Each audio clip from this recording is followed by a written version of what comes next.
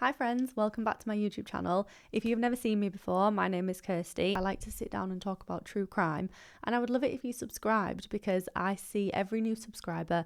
I see you, I appreciate you, I love you. Let's just get into this case. This one is a hard one because it's hard to comprehend how somebody can have such a hatred towards a child who is struggling with something that is out of their control, and how that hatred can turn into committing the most horrific crime. There were so many missed opportunities for professionals to share information that would have meant that a young mother and her two young children wouldn't be in such a dangerous situation.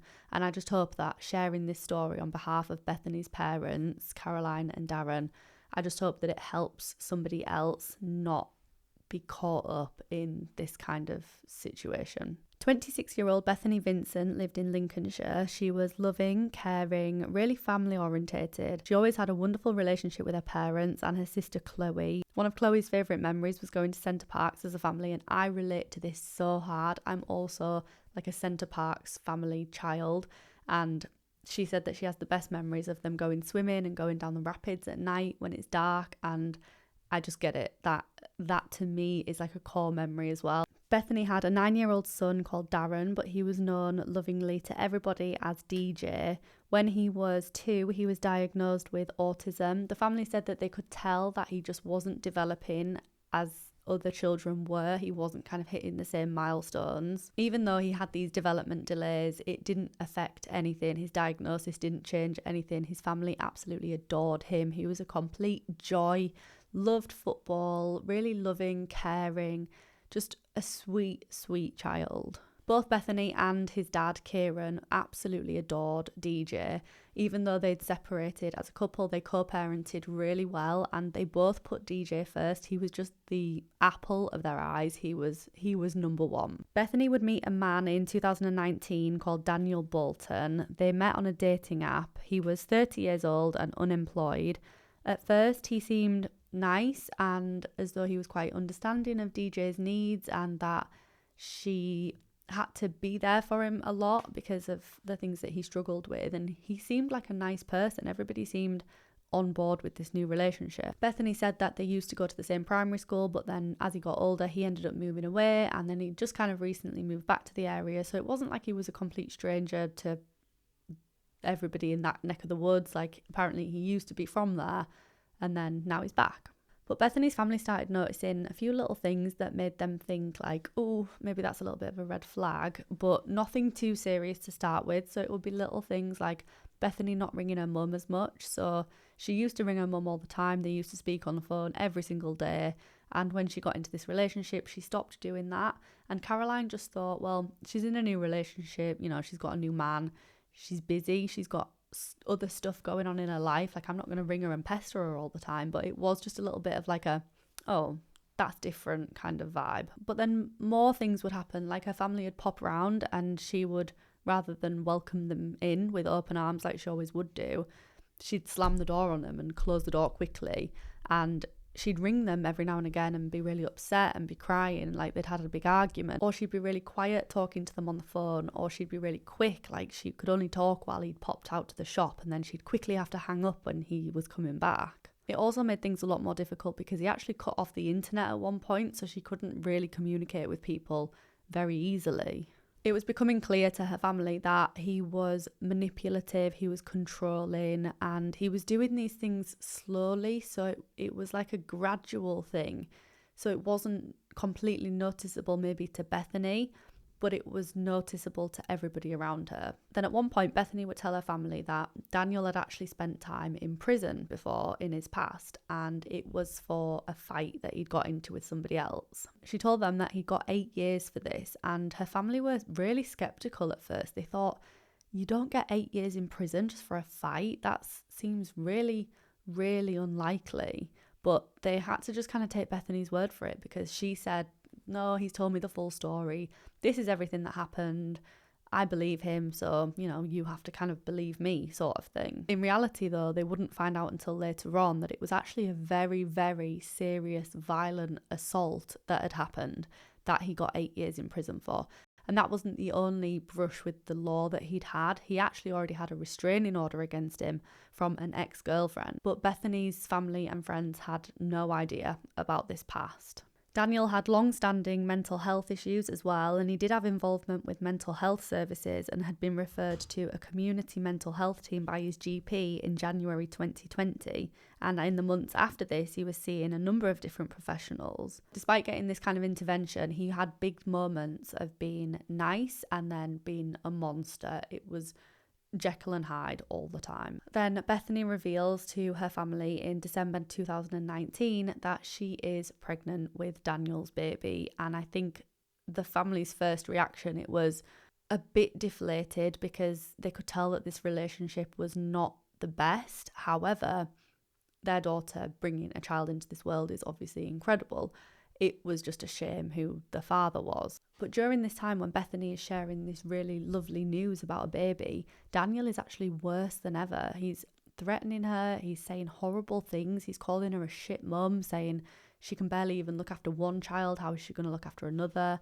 And her family are absolutely gobsmacked. Like, they can't believe that this man is saying these things in front of them about their child. It just doesn't make any sense. He even offered to have a fight with her dad. He offered her dad outside for a fight.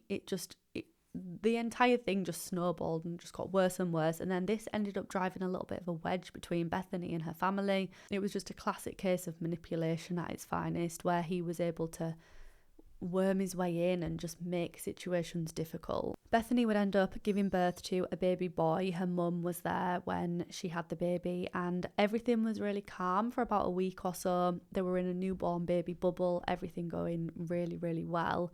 But it literally was only about a week before arguments started again. Daniel always wanted control, and he started to hate the fact that DJ was around. He didn't want DJ's autism to rub off on the new baby. Yeah, he actually said that. He said that he wanted DJ to die. He didn't want him there. He was in the way. He was causing a problem. He was too difficult. He put too much stress on things, and he was worried that his own newborn baby was going to catch autism from DJ. Put so much stress onto Bethany because DJ is Bethany's first baby. He's never going to stop being her first baby. So having him saying all this stuff, and she was just getting attacked like left, right and centre. And then she started to think, maybe I am struggling, maybe I am getting a little bit depressed, maybe this is hard, but all the while still obviously caring massively about her son. She was just in a really difficult place. Daniel would call DJ horrible names. He would call him things like retard. He would say that he thought DJ was just pretending to act this way. He was just actually naughty, and they just blamed it on autism when really he knew what he was doing. He's just a stupid man. In October 2020, Daniel goes to speak to a health professional, and he expresses to them how violent he is. And there wasn't a crossover with any other professional services. There was nobody to say, okay, this man has just confessed to me that he is violent and he knows he's violent. Who does this man live with? Who is this man's family? Who does he see regularly? There was nothing. So there was just a huge gap where it's like, right, this man's violent. Oh, he has a newborn baby and a girlfriend and another child living there. Who is protecting those people? There was just nothing. There was just absolutely no communication between anybody. Around this time, Bethany's rental house was going to be sold by the people who owned it. So Bethany was going to have to move, and she ended up moving a little bit further away from her own family at the request of Daniel. And then there was a time when Bethany asked her parents if they would be able to have DJ at their house for 3 weeks. And her parents at first were like, really shocked by that, because Bethany and DJ were really close, but it was almost like they thought something was going on. They knew that this request it must have come from Daniel. Maybe Bethany thought DJ just needs to be out the house for a little bit, things are getting a little bit tense, maybe if he goes away for a few weeks and he'll come back, everything will be better. But after about 2 weeks, DJ starts to say to his grandparents that, he wants to go back to mummy's, he wants to go back to his mum's house, his own house. And so Caroline goes over to the house to speak to Bethany and Daniel and kind of just say, what we're thinking about DJ, when is he coming back? Is he coming back soon? And Daniel goes absolutely nuts, and he starts to say, why can't you handle him? And Caroline's like, well, obviously I can handle my own grandchild. I love my grandchild, but this isn't his house. I'm just wondering when he's coming back.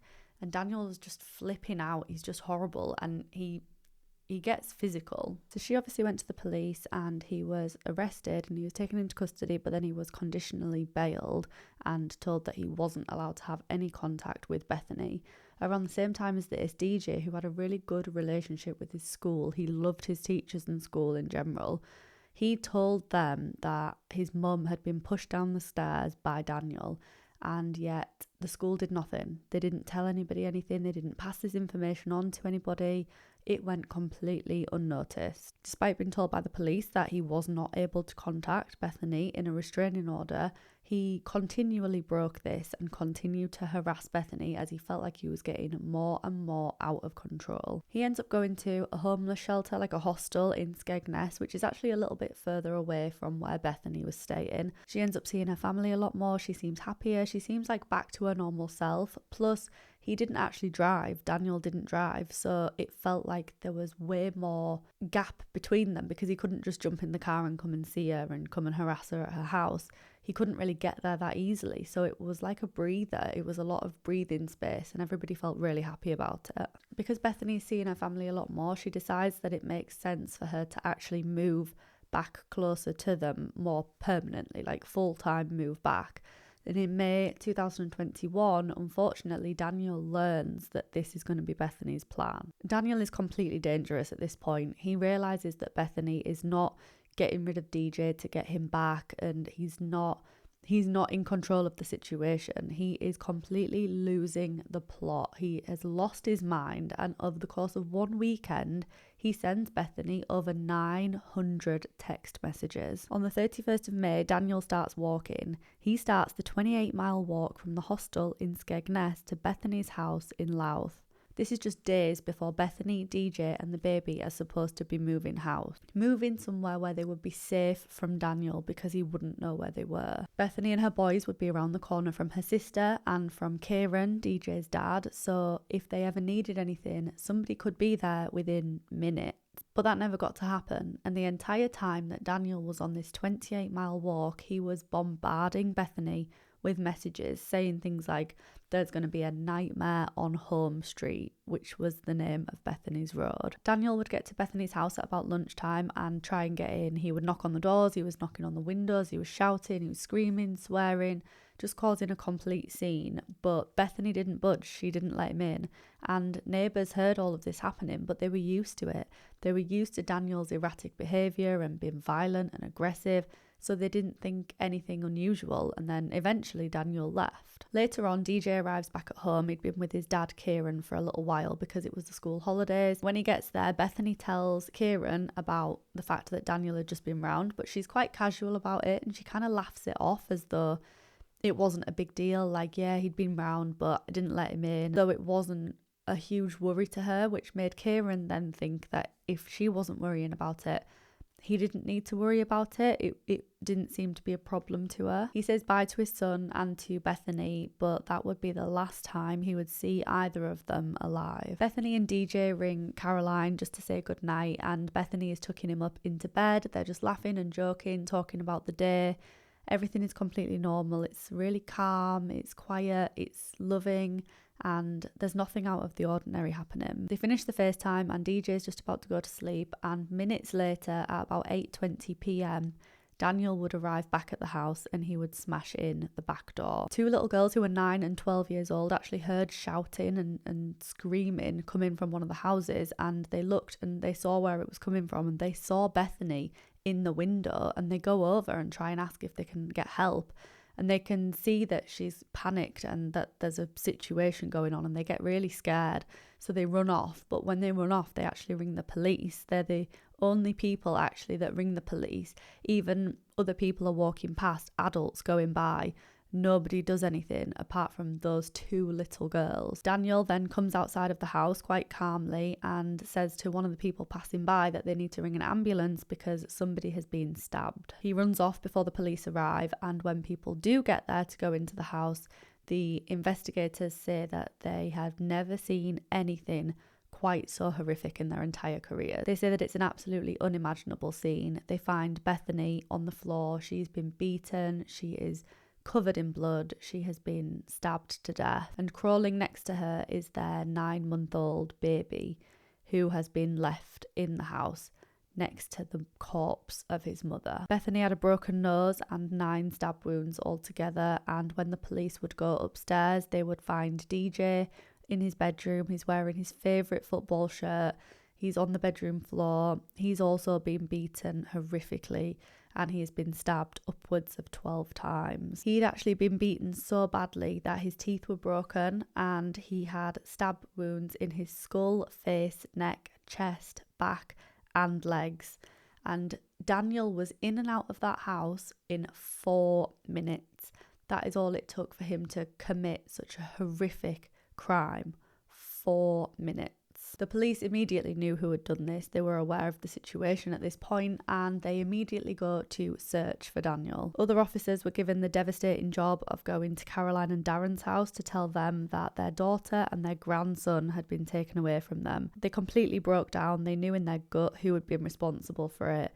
They were told that the baby was fine. He'd been taken to hospital, which was like a small relief, but overall just absolutely the worst news they could have ever received. And then the next thought is, where is he going to go next? He's on the run. He hasn't been caught yet. He's just violently murdered Bethany and DJ. He hates Caroline and Darren. He hates Bethany's sister Chloe. He could go anywhere. So the parents ring Chloe and tell her what's happened. She's absolutely devastated, but they need to warn her that he could potentially go there next. Daniel at this point is on the run. He broke into an empty cottage near Hubbard Hills. He stole some food, some alcohol. He changed his clothes while he was there. And he left a note as well saying, "I, Daniel Boulton, take full responsibility." He hid in some farm buildings in the surrounding areas around Hubbard Hills while trying to avoid being seen by anybody. But this area is really popular with dog walkers, and an an off-duty police officer was walking his dog, and he ended up seeing him talking to some woman. He recognised him straight away and obviously then panicked, thinking that this woman was probably in danger. So he goes over, he tries to apprehend him, but he ends up getting away, but he stabbed him before he ran away. So this police officer is now injured. He obviously calls his people, tells them what's going on so they know exactly where to go. So everybody just flocks to this area. Police cars, drones, helicopters, everybody is now searching for Daniel in this area. It doesn't take too long for them to find him, and he was arrested at a farmhouse and taken into custody at around 11 a.m. the morning after the attack. When the police did approach him, he was asking for them to just shoot him, but obviously they wanted him alive. They wanted him to face justice for what he had done, so instead they just tased him in the neck before they were able to get him in handcuffs. During the arrest, he said, "I know I am an evil bastard," and he confessed to what he had done and that he had killed Bethany and DJ, but he was actually hoping for manslaughter rather than murder. He claimed that his dissocial personality disorder meant that he was unable to exercise any self-control while he repeatedly stabbed them. Like, it wasn't him doing it. It was his mental state. The jury, though, did not believe a word of this, and it only took them 2 hours, including their lunch break. That entire time was 2 hours, and the lunch break was in that as well. That's all it took for them to realise that he should be convicted of murder. He was sentenced to life in prison with a minimum term of 40 years, and it was also said that because of how violent his crime was and his criminal past, he may well never be released again. He was also given a restraining order against Bethany's parents and DJ's dad, Kieran. That is via any form of communications or text, letter, social media, writing from a plane in the sky, like anything. Daniel showed no remorse during the trial. He just looked like he didn't care. He didn't have any feelings towards what he'd done, even though the people whose lives he'd shattered were sat meters from him. During the trial, the judge spoke of the bravery of the 2 little girls who rang the police. Judge Pepperell went on to say, "I commend each of the girls for their bravery, their presence of mind, their public spirited nature, the remarkable quality and reliability of their evidence, and their good sense in running away when they perceived that there was a risk that Daniel might give chase." He awarded both of the girls £500 each and kept their identities anonymous because of their age. He also went on to say that he believed that there was premeditation, which is why he obviously got murder, because he said that while he claimed to love his baby son, he calmly walked away from the scene, leaving him crawling around near his mother's corpse, which is honestly so sickening. Like, to imagine that poor baby. Obviously the baby had no idea what was going on, but it's just such a horrific thing for a baby to be left like that in that kind of environment. It's absolutely horrific. This case highlighted the significant failures in monitoring a known domestic abuser who had repeatedly broken a restraining order. There were so many times that this could have been prevented. There were so many different people who should have spoken to different people, like professionals that should have communicated with other teams just to make this family safe. Domestic violence charities mention this case a lot in the hopes that it will put pressure on people to do more to protect people that need protecting, and I really hope that Bethany's parents and family and DJ's dad Kieran, I hope that they all are coping as best that they can. They have been through something so horrific, and I hope that sharing this case helps other people not end up in the same boat, because it's so preventable. Anyway, I hope that you take something away from that case, because it is a really heavy one. It's particularly close to me, I think, as well, because I have a child who has autism, so I empathize with DJ in that sense. Like, I can tell maybe how he would be thinking and feeling, because I have my own child that's like that. It's just a crazy one, and the fact that he had such a hatred towards him because of that is just absolutely sickening. Anyway, if you have any case suggestions, please do let me know, and I will be back with another video in a couple of days' time, and I would like to see you there. Bye.